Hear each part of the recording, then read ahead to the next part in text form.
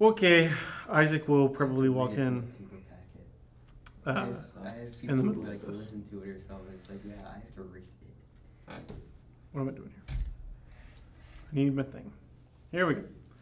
Okay, so last week we watched Rear Window, and Lincoln, last year did we do a lecture on Alfred Hitchcock?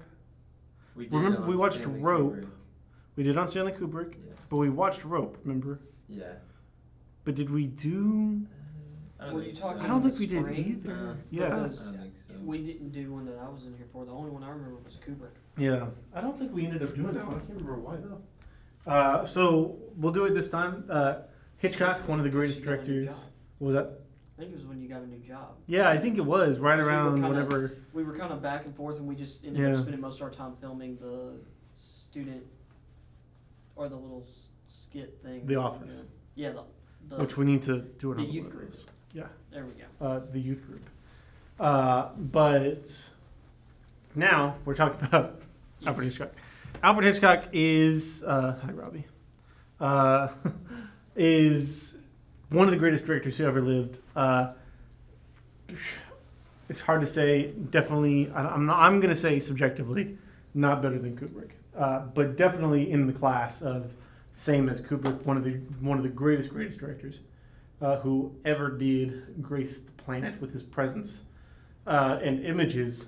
But before he was a director, he was a little boy, not a little boy, but young man, in London. Alfred Hitchcock was born in London on August 13th, 1899 to Roman Catholic parents, William and Emma Hitchcock. Jonathan, what do you want? No. He's got to be in Well- class, Jonathan. Love you guys. Chaos. When Hitchcock was 15 years old, his father died. His other siblings had like grown up and left already, but he was living with his mother at the time and now had to care for her. So he got a job at the Henley Telegraph and Cable Company, working as a technical clerk. He would like draw up draft plans of like cable lines and things like that. He had a knack for drawing, but he wanted to be an engineer at this point. So he started working. He was taking night classes in engineering and was working at the Henley Telegraph and Cable Company. But the Henley Telegraph and Cable Company had its own newspaper publication called the Henley Telegraph, which Hitchcock quickly started working on as an editor.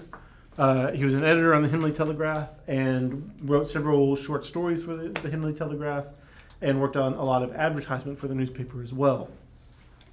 So he really started to exercise some of his creative muscles. This is in 1919, so he's 20 years old. In 1919, Hitchcock finds out that Paramount Pictures is opening a London wing of their studio. Islington Studios is what they called it. And they were going to start making movies in London underneath Paramount. Hitchcock, who had been exercising his creative muscles more and more, applied for a job as a title card artist. He was drawing already, was already interested in drawing, and so at this point, we're only making silent movies, and in silent movies, characters would talk, and then you did a title card saying what they said, and Hitchcock would draw up those title cards, and like in title cards and beginning titles, all those kind of things. He started off as a title card artist, but pretty quickly started working in the art department on sets and props and costumes and all that kind of stuff. And then moved up to assistant directing, so he was like managing sets and telling people, what time they had to be there and stuff like that, the real like business side of filmmaking. But he had serious directorial ambitions, and in 1922 he got the opportunity to direct his very first film, The Number 13. Unfortunately, the financing for the film fell through, and it was never made. We have no records of anything about The Number 13 other than the fact that Hitchcock told us he was going to direct it.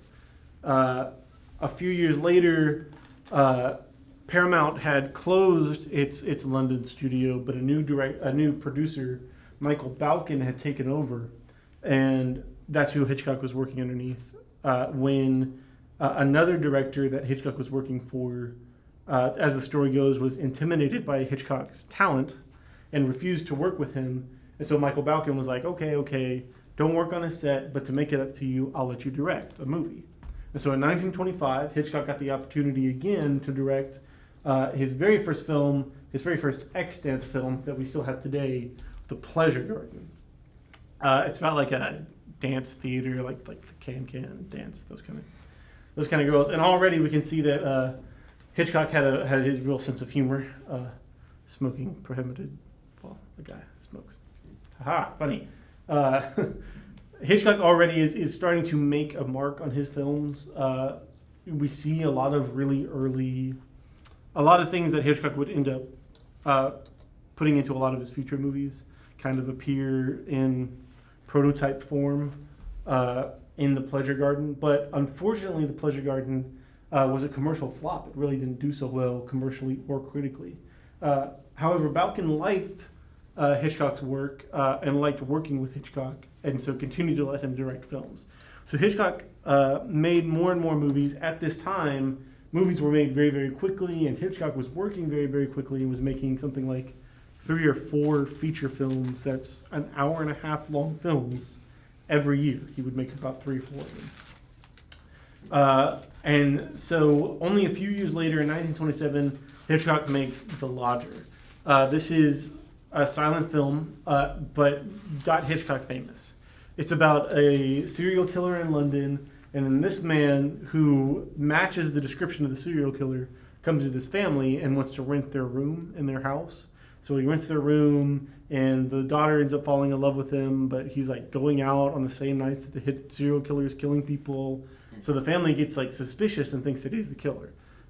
Spoiler alert, he's not. I'm sorry. But Hitchcock actually wanted him to be guilty in the end, but Ivor Novello, that's his real name, Novello, refused to play the villain. At this time, very, very early in cinematic history, already celebrities are starting to have say over their roles and how they'll play their movies, and Ivor Novello refused to play, to be seen as a villain in the movie, and so changed the ending. But the lodger, the guy like staying in your house under your own roof, being a serial killer, feels much more Hitchcockian, anyways. So I prefer Hitchcock's way, but didn't get made that way. However, it was still a commercial and critical success. Really, really got Hitchcock. This is where he started to gain some of his reputation as the master of suspense. It's a terrifying film, and very, very technically ambitious and brilliant. And like I said, got Hitchcock a lot of commercial and critical acclaim. Because of the success of The Lodger, Hitchcock got the opportunity a couple of years later to direct Blackmail. Now, right around this time, the silent films are starting to die. Talking films are starting to take over. They hadn't had talking films because of the limits of the technology. They couldn't quite get like the sound to sync, and they couldn't record the sound terribly well. But then all the technology came together, and they started making talking films, talking movies, talking pictures. The very first talking picture feature film is widely regarded to be The Jazz Singer, but that was an American movie. And so Blackmail would be Britain's very first talking picture, and Hitchcock would get the opportunity to direct it. So about a woman who's not having an affair. She wants to have an affair, and so like she goes up to this guy's apartment, but she like doesn't want to do anything with him really. But he ends up forcing himself upon her, and so she murders him and kills him, and a witness blackmails her, hence blackmail. And it was, like I said, Britain's first talking picture. What's really fascinating about this is in the beginning of the film, it really starts off like a silent picture. It's very quiet. There are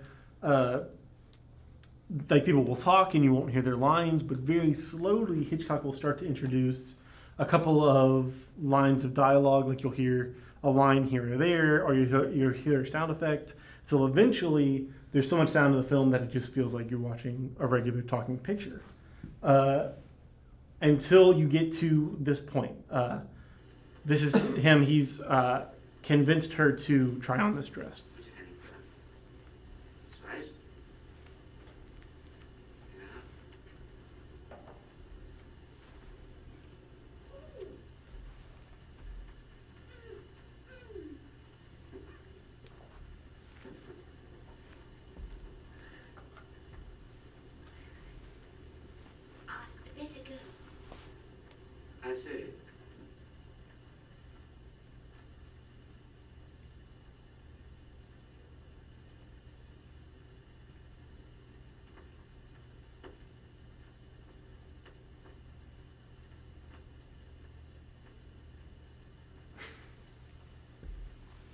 Hitchcock already identifying his fingerprint on the film.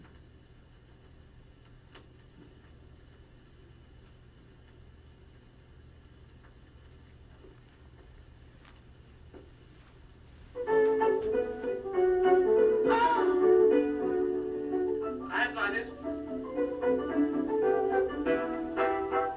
Please give it to me. All right, come around. Come on. Please. Please. Come on, Alice. There it is.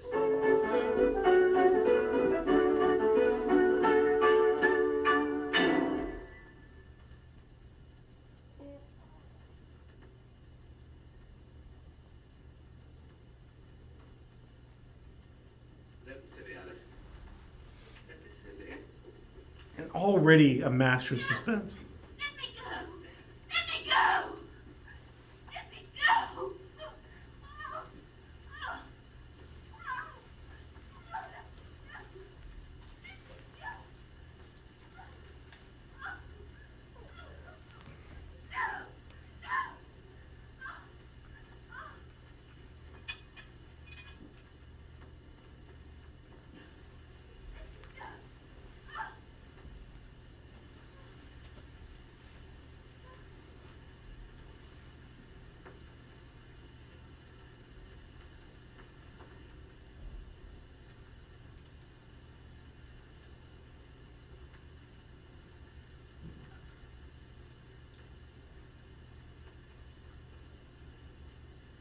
Oh. So precisely when, in a talking picture, you'd think there'd be the most sound, at least like a stabbing sound effect or a scream or anything, all of a sudden all the sound falls out again. And so it's very jarring. You've been slowly introduced to this world of sound, and now you're just used to and accommodated to the sound, and it's very noticeable, and now it's gone, And so just already a very brilliant filmmaker. On the success of The Lodger and Blackmail, Hitchcock will go on to direct The 39 Steps and The Lady Vanishes. Two awesome films. I would say I prefer The Lady Vanishes. Great movie. If you're going to watch a movie from this era of Hitchcock's filmmaking, I would say Blackmail. But if you're not going to watch Blackmail, The Lady Vanishes is phenomenal. What's very notable about both of these is, unlike his earlier work, The 39 Steps made Hitchcock famous internationally, notably in the United States. For The Lady Vanishes, Hitchcock won the 1939 New York Film Critics Circle Award for Best Director. Sadly, one of the few awards he would win for his directing. He was unfortunately very unrecognized for his talent in his time.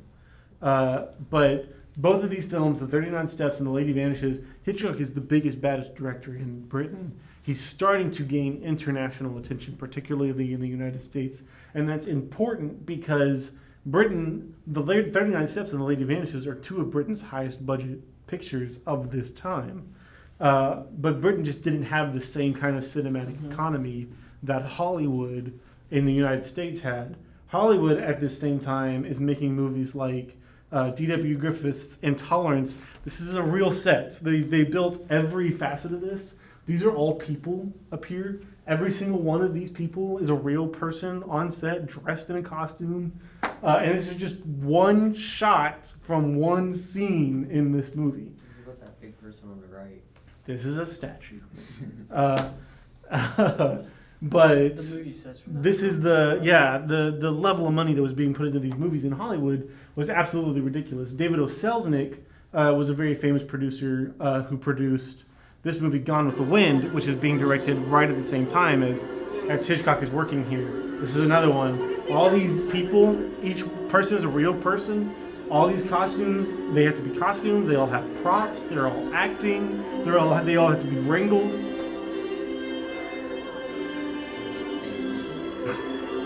They're all wounded. This is the Civil War. And this is a field of wounded army soldiers. All these buildings have to be built, each one individually. It is a train track. Yeah. Whatever the heck this thing is, has to be built, paid for. These pots, a water tower they're building. It's still going. It's still pulling back. Wow, that's a lot. So yeah, that's the level of money that's being dumped into Hollywood pictures at this time. But the notable thing about the Hollywood filmmaking system is that it's widely controlled by producers. Like I said, David O. Selznick is the producer of Gone with the Wind, and David O. Selznick will direct Hitchcock's first film whenever he comes to Hollywood. Hitchcock, because he has ideas that are so big and so grand, he just is getting too big for the British filmmaking economy. So he comes to Hollywood to start making bigger budget pictures. And the first one that he makes is Rebecca. He makes with David O. Selznick. And just to give you some perspective, the 39 Steps estimated budget is $60,000. Rebecca's estimated budget is $1,288,000. 39 Steps was the one we just watched, right? The one just before Rebecca. He didn't show a clip. One of the last ones he directed in Britain.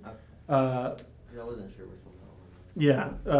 So he has much more resources to work with now that he's in Hollywood. However, he's in a infrastructure that is not suited to giving him creative control.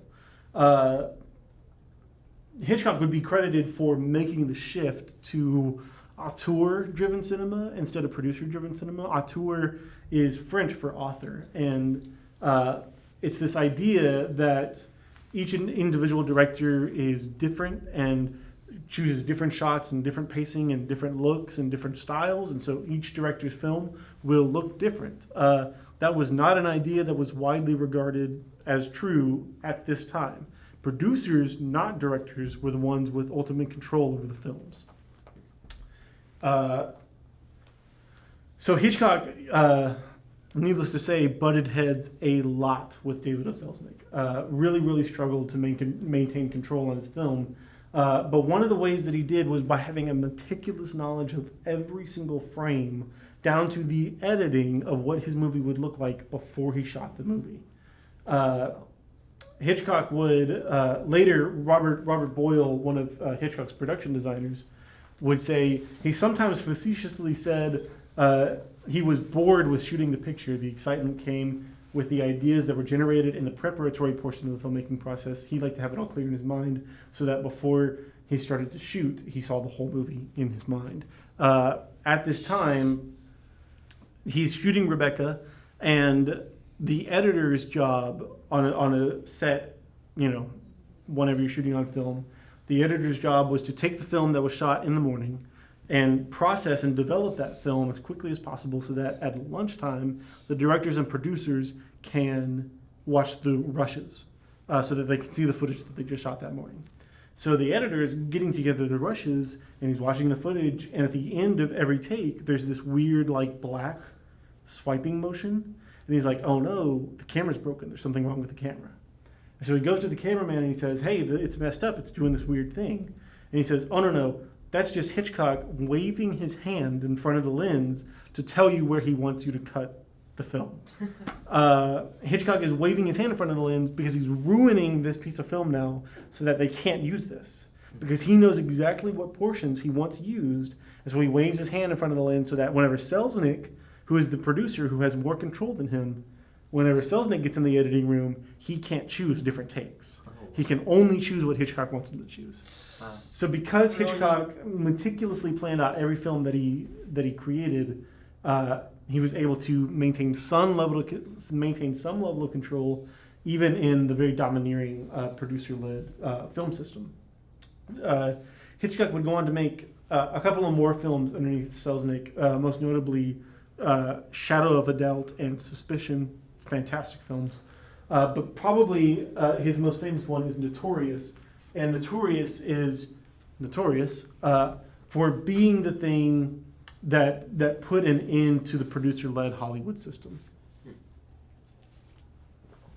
By the time of Notorious, audience would go to a movie and you would tell, this is a Hitchcock movie. I can see this is a Hitchcock movie because of the shot choices that are being made and the way the story is being told. It feels like a Hitchcock movie. And audiences began, wanting that and liking that and desiring that because Hitchcock was giving it to them, even underneath the meticulous control that producers like Selznick were exerting. Notorious is a spy thriller about Nazis hiding and smuggling uranium through South America. The film's reception firmly established Hitchcock as one of the most successful American directors to date. And because of shots like this, Hitchcock would gain a reputation of, a Hitchcock movie. This is a Hitchcock movie. Because he had a very definite style, because nobody else shot the way that Hitchcock shot. This is a scene from Notorious. And remember this shot.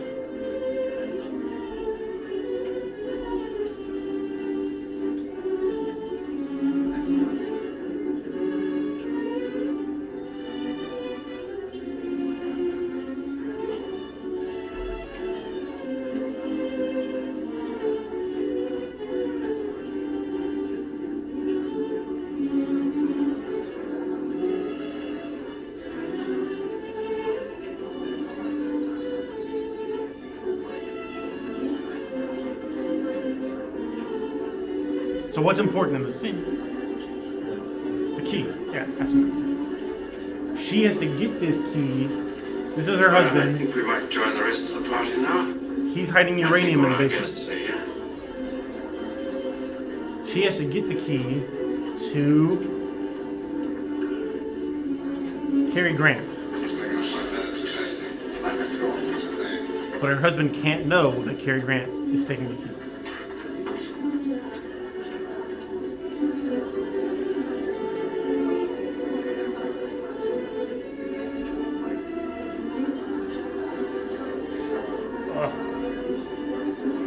Hello there. Good evening.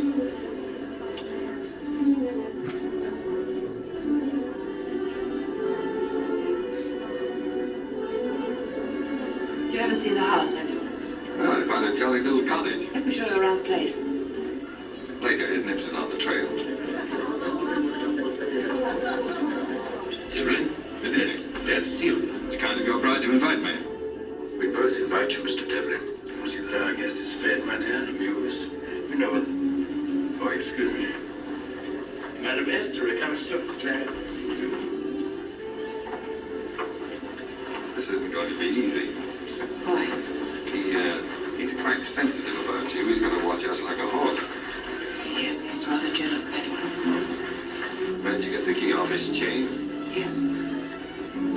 Let's hope the liquor doesn't run out and start him down the cellar for more. Oh, I hadn't thought about that. On a point. And it's a trap. Thank you. So the guy, this is a big party. They have liquor here. The liquor's in the basement. The uranium's in the basement. The guy can't know that Cary Grant has the key. He does not know that his key has been stolen by his wife. And so Hitchcock establishes the liquor's in the basement. If the liquor runs out, the guy's going to have to go in the basement and he'll realize the key's been stolen. And so all throughout the rest of the scene, Hitchcock will continue to show the audience bottles of liquor being taken out of the cooler, showing you it's getting less and less liquor. It's getting lower and lower. So it's a ticking clock and things like that. The handing off of the key, the shot that illustrates the importance of the key, all of that. Some of them are cliches now, like especially like the way that the key is handed off. Like that feels like a garden variety, like the way that it'd be accomplished in a spy movie today. But it was revolutionary in this time because they were Hitchcock, I guess. Just to give you some idea of the technical difficulty of that shot, watch this. And the key shot down into her hand from a high-angle crane shot is one of the most famous shots in Hitchcock's films, and with good reason, because it was very difficult to execute technically, which is why you don't see a shot that ambitious very often. Today, basically all cameras, whether they're film or digital cameras, are essentially reflex cameras. What we see when we look through the eyepiece is what we get.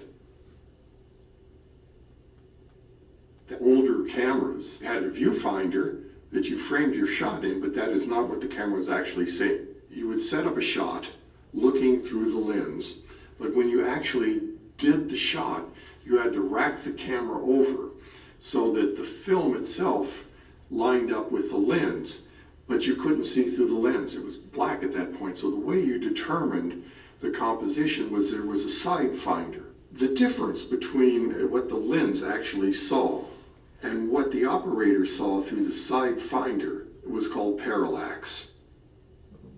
when the object that you're photographing is far away, the side finder would kind of move in closer to the lens, so that at a distance there was very little disparity between what the lens saw and what the side finder saw.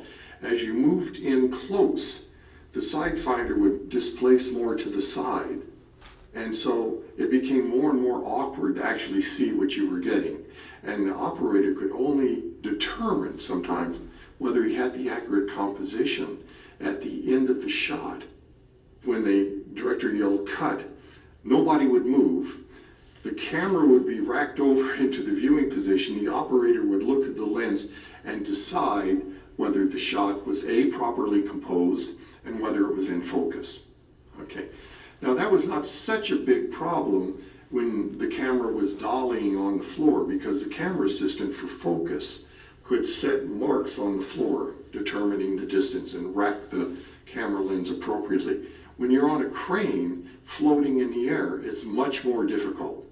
So this great shot starting at the top of the staircase and going down into the extreme close-up of the key in Bergman's hand, most of the camera move down happens in this sort of nether space that is kind of undefined. So what happened in this shot, as you get close to her hand, she gets pushed to the extreme right side of the frame, and the entire left side of the frame is empty space. As you get right to the end of the shot, she comes back into the center because the camera operator knew what the final composition should look like. But you'll notice, if you look at the shot carefully, 8 or 10 frames right before the camera stops, there's a little buzz in the focus. The camera operator would not have been able to know that. And that is a very common thing you see with crane shots in this pre-reflex camera era. So essentially, they're operating the camera and pulling the focus completely blind, and it was very, very technically difficult to achieve. And so contemporary filmmakers would be able to appreciate greatly the lengths that Hitchcock went to accomplish his very difficult shot. But because it was difficult to achieve, you didn't see shots like this very often. So audiences were introduced to new ways of conveying information and telling a story. And Hitchcock just became known for being a very, very ambitious filmmaker. His films had a very definite fingerprint on them. And he started really... is one of the first people who started the auteur movement of cinema. So after Notorious's success will get Hitchcock a contract, because now people are going to see Hitchcock movies because they're Hitchcock movies. And so they'll get Hitchcock a contract with the Warner Brothers where he has complete creative control. And in this period where he has complete creative control over all of his films, he'll begin what's known as Hitchcock's golden era, and he'll make 10 films. Some people only count 9. They don't count Marnie. I'm going to put Marnie on the list because it's phenomenal, and it makes it a nice round 10 number. But this is the period. They're not all made with Warner Brothers, but that Warner Brothers contract starts Hitchcock in this era of having complete control over every aspect of his film. And will make these 10 great films. He makes some more in between these, but these are the ones that are the big ones. He starts with Strangers on a Train, then Dial M for Murder, Rear Window, which we just watched, To Catch a Thief, The Man Who Knew Too Much, Vertigo, North by Northwest, Psycho, The Birds, and Marnie.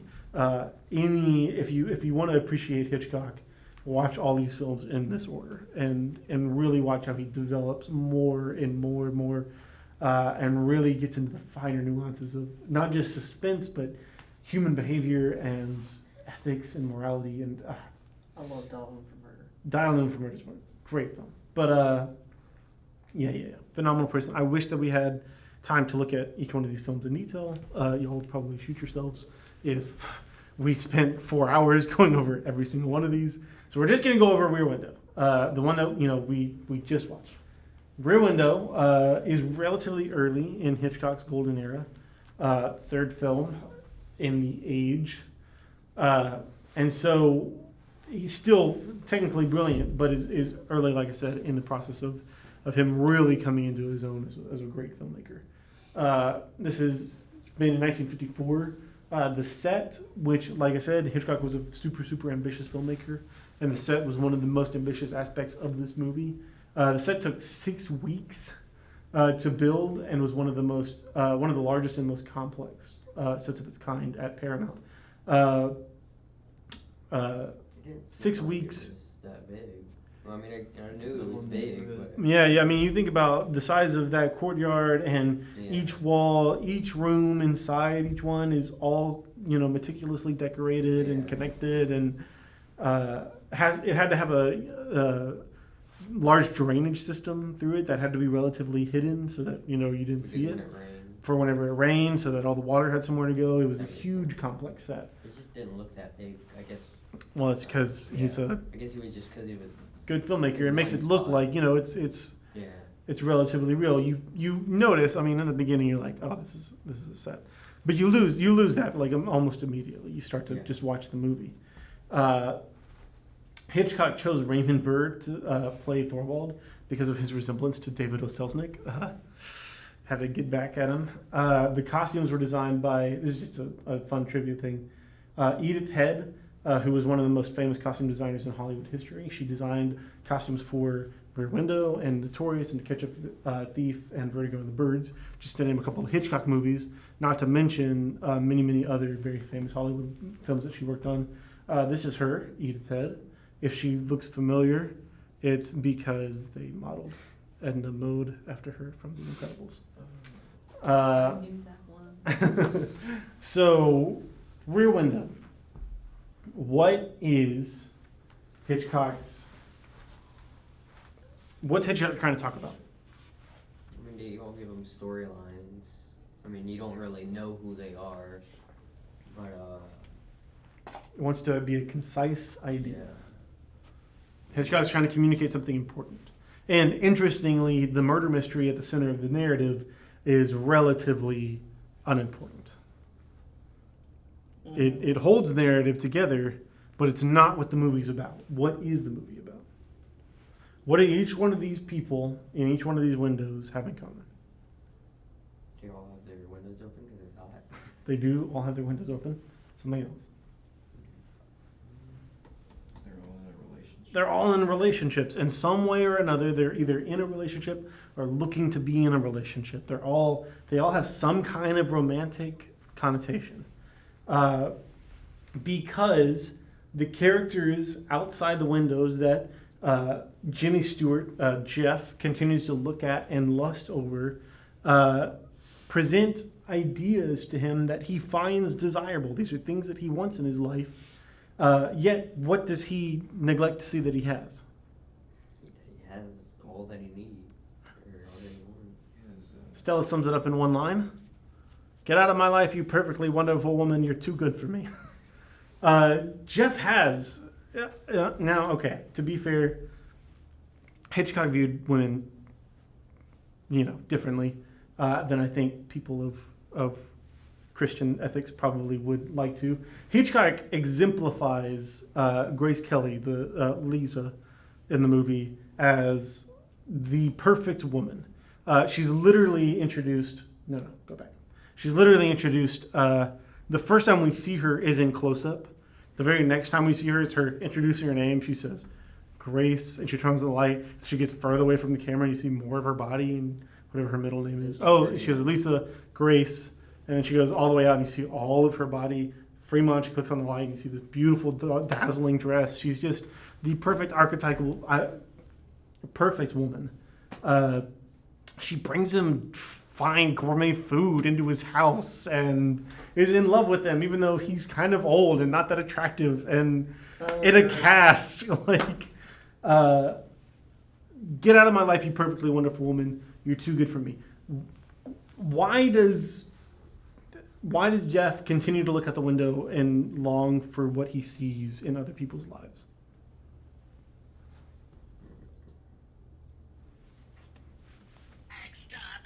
Uh-oh. That's why. Yeah. Why does he look out the window? What does he want in each one of these lives?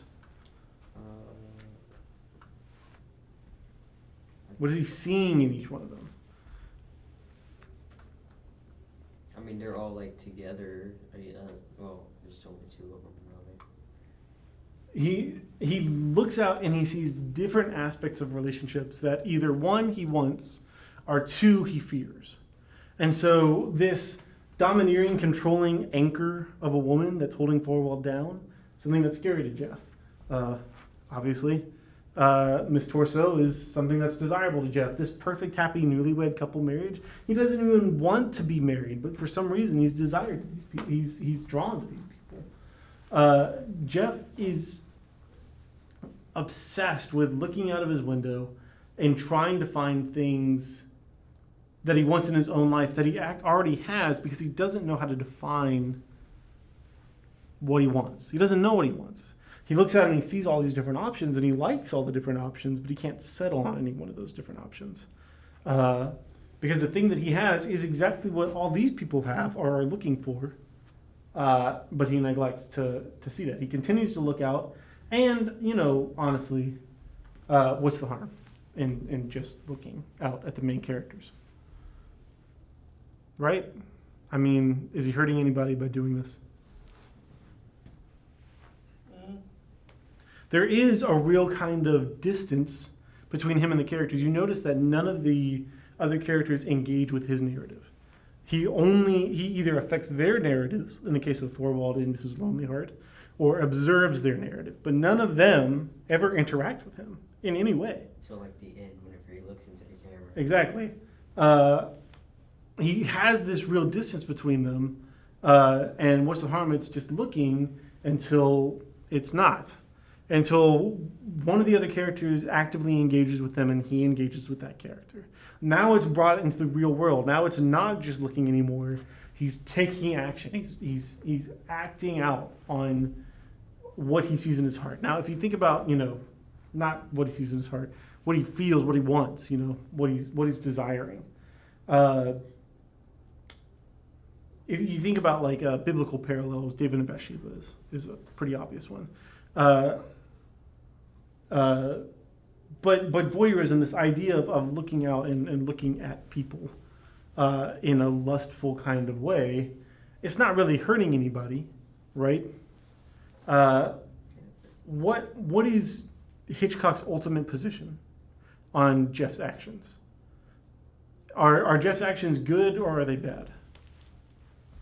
Are they right or wrong? Harmful or not? Way bad, I guess. But Does Hitchcock say that Jeff's actions are bad? The other people in the movie do, but Okay. So there is a certain kind of statement that these actions are not savory, at the very least. They're not good actions. However, what do the actions ultimately accomplish? they solve a murder. They solve a murder. They save Mrs. Lonelyheart's wife. And so I don't think Hitchcock wants to comment on the ethics of what Jimmy Stewart is doing. He doesn't want to say that it's good or bad or right or wrong. The end result certainly doesn't justify the means, but Hitchcock isn't trying to judge the means. He just says Hitchcock's point is that what Jimmy Stewart is doing is what we're all doing. We become complicit in Jimmy Stewart's actions. Why? Because we look. We look right along with Jimmy Stewart. In the beginning of the movie, we're watching, just like Jimmy Stewart is. All these people, we're getting involved in their narratives. What do you think? What do you feel about Mrs. Lonelyheart whenever you're watching the movie? You're involved. You're invested in her narrative. You feel this idea, especially Thorwald. You want to understand. You want to know. You're curious. You are kind of grotesquely interested, just the same way that Jimmy Stewart is. These are these people's intimate, private, personal lives that we are now invading and observing and taking action upon. We are complicit, and so Alfred Hitchcock's main message is not that Jeff's actions are good or bad, but simply that they're human, just like we are all human. It's not black or white. It's this gray area of not judging one another for actions that are socially condemned. These are bad things. People are going to tell you this is a bad thing to do, but we all do it. We all feel this way. We all think this way. We all take these actions, and it doesn't have to just be looking out of our windows at other people. It can be anything that is socially undesirable that we all do. frankly. You know, Hitchcock's point is we're all complicit, we're all guilty, we're all just people. We make mistakes, we have desires, we act on them. It doesn't make us any better or worse. Interestingly, whenever you start looking for like biblical parallels to this, the Bible takes a similar position. Take a look at the story of Jacob and Esau. Does the Bible say if Jacob or Esau is good or evil?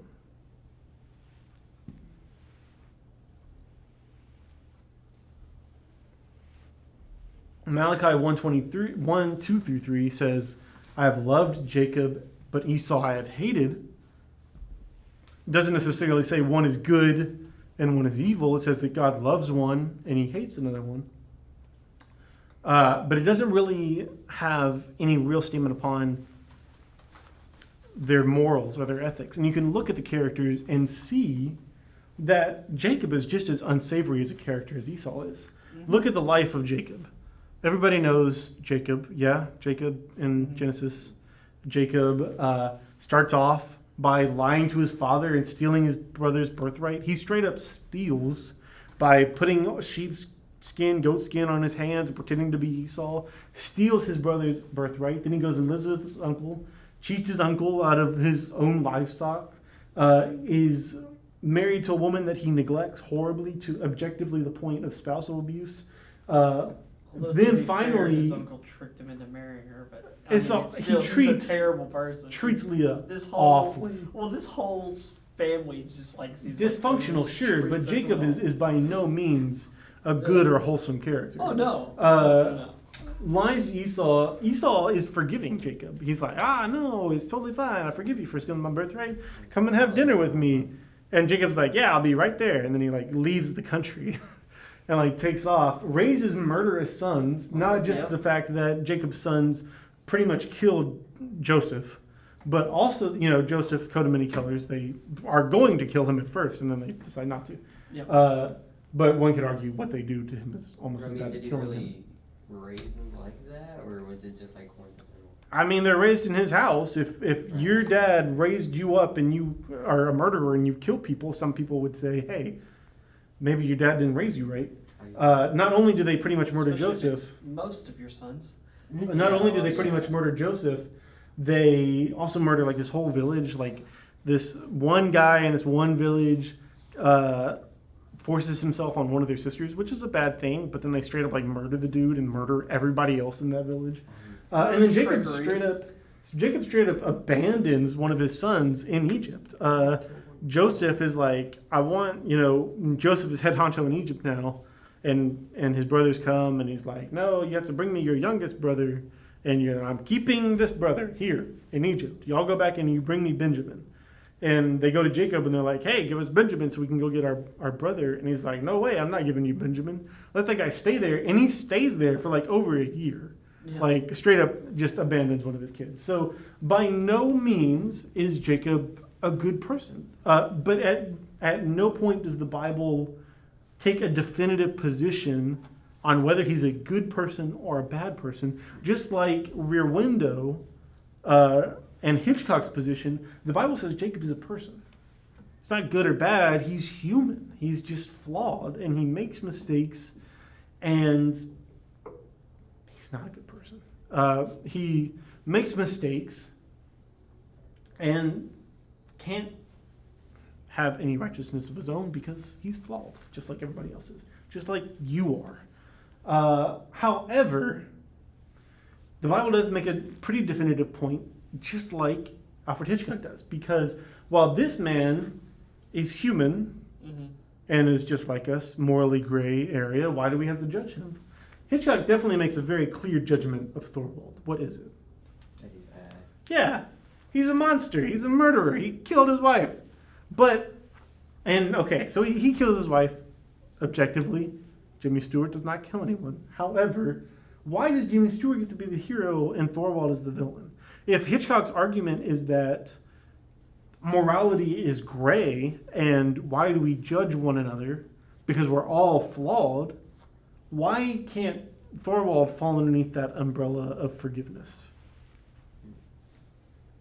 Why is Thorwald a monster and Jimmy Stewart isn't? Because people like themselves, they call other people bad whenever they're doing bad stuff as well. For sure.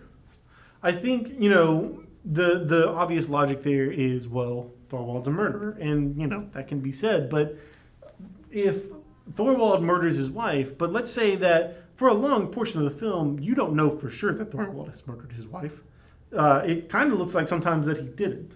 So let's say Thorwald didn't murder his wife, but Jimmy Stewart convinces the cops that he did, and he gets taken to jail and executed for the murder of his wife, even though he didn't do it. Now Jimmy Stewart's the person who killed Thorwald innocently. Jimmy Stewart's actions could very easily. The only thing that proves that Thorwald is a murderer is because Thorwald confesses. If Jimmy Stewart doesn't have that, he might not have been a murderer. Jimmy Stewart could have easily been just as blood guilty as Thorwald is. So why are Jimmy Stewart's actions considered gray and in this area where we should be like, no, we're all guilty of the same thing? And so Hitchcock says this is gray and this isn't. And I don't think Hitchcock has a very good reason for that. I don't think a lot of ethics in a lot of cinema has a good reason for that. It's a common ethical ground that cinema stands on, that, well, these people are clearly very bad, but these people are kind of gray and not so bad. But there's not a very clear definitive reason for that. The Bible, on the contrary, has very clear definitive reasons for saying that Jacob is loved and Esau is hated. What are they?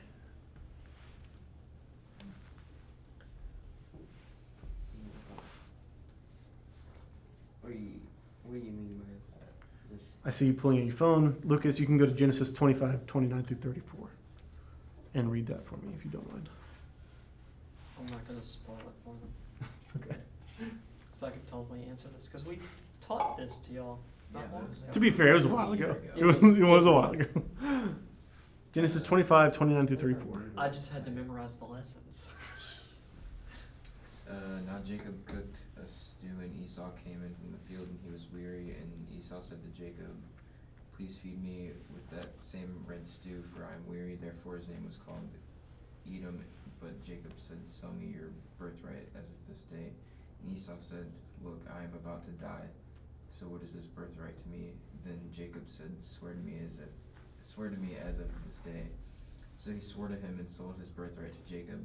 And Jacob gave Esau bread and stew of lentils. Then he ate and drank, arose and went his way. Thus Esau despised his birthright. Thus Esau despised his birthright. What is Esau's birthright? To get all the land? No. Why would you despise that? That's money. Oh, yeah. What is Esau's birthright that he despises? What is he inheriting from his father's father? God promises Abraham, I'm going to bless the world through your descendants. I'm going to one day sanctify and save the entire world through your bloodline. That promise carries over to Isaac, Abraham's son, as an inheritance. And then Isaac's sons, Jacob and Esau, that promise carries over to Isaac's son. And Esau, being the oldest, should receive the birthright. However, what is Esau's position? He doesn't care about it Doesn't care about God's promise. Why doesn't he care about God's promise? because he's going to die. Because he's going to die? That's what he says. Oh, well, I mean, he's frustrated because he's freaking hungry. Like, I'm starving right now, but you don't trade something that you see as valuable for a stew. And so therefore Esau's true flaw, the reason why Esau is hated and Jacob is loved, is because Esau sees no value in the promises of God. What does Jacob want in this scene? He wants his birthright? He wants his birthright. Why? I don't remember exactly. Because he sees value in the promises of God. He trusts God's promise. Esau doesn't. And so, at the end of the day, ultimately, the Bible's position for why this person is hated and this person is loved is faith. Faith is the one thing that is ultimately going to separate good from bad. The Bible's definition of wickedness is trusting in yourself more than you trust in God. And the Bible's definition of righteousness is trusting in God more than you trust in yourself. And so that's what's going to set your films apart. Once you start making movies, biblical ethics are solid, logically and ethically sound, and distinct from what the world believes. And so if you start incorporating biblical elements into your films, as you start talking about complicated ethical ideas, they're going to set what you have to say apart. And it's one of probably the strongest ways that you can minister to a world that is utterly and hopelessly lost in trust of themselves instead of God. So that is the end. Do you have any questions or comments or concerns? I think the simple About- explanation for the reason why one was right and one was wrong in the movie was because of intent. Okay, I can see that, but From the standpoint. Jimmy Stewart certainly intends to invade these people's personal space. Mm-hmm. That's the action that I'm talking about. Why is the act of voyeurism seen as okay, but the act of murder isn't? Because Both of them are fully intentional. in voyeurism, he's not intending to directly harm those people. Okay, but does intent to do harm and lack of intent to do harm? Okay, I can kill see someone that. without any intent to do harm. A person who kills somebody with their car intentionally Too hard. is a monster. A person who kills somebody with their car unintentionally is not necessarily a monster. Sure. Unless if they drive However, like why does Hitchcock's, let's say Jimmy Stewart does intentionally cause some harm, he's still pursuing the act of voyeurism. Why can Hitchcock say some acts are ethically gray and some acts aren't? Why are we supposed to sympathize with Jimmy Stewart's flawedness, but not Thorwald's? Because Jimmy's is more human. he's the main Is the act of murder not human? No, but like you relate more with Jimmy than you do with. Why? Most people aren't murdering psychopaths. Sure. How do you But why should we as people, that's the point of Hitchcock's film, most people aren't peeping Toms either.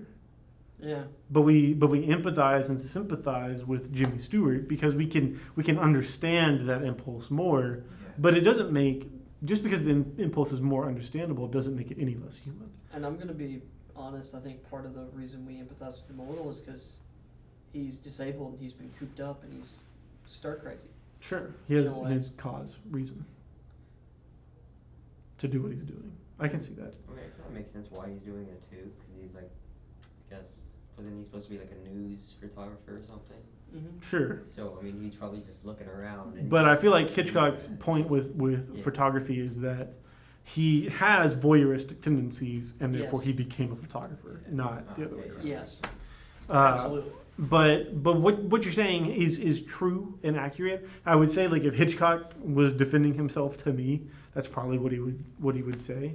And I'm not going to say that I can argue correctly against Alfred Hitchcock, but I will say that in biblical ethics, we empathize and sympathize with Thorwald just as much as we do with Jimmy Stewart. Biblical ethics are the true equalizer. It's what really makes everybody human, because even though we can't understand that, and even though we can't empathize or relate to that, that still doesn't make Thorwald any less of a person.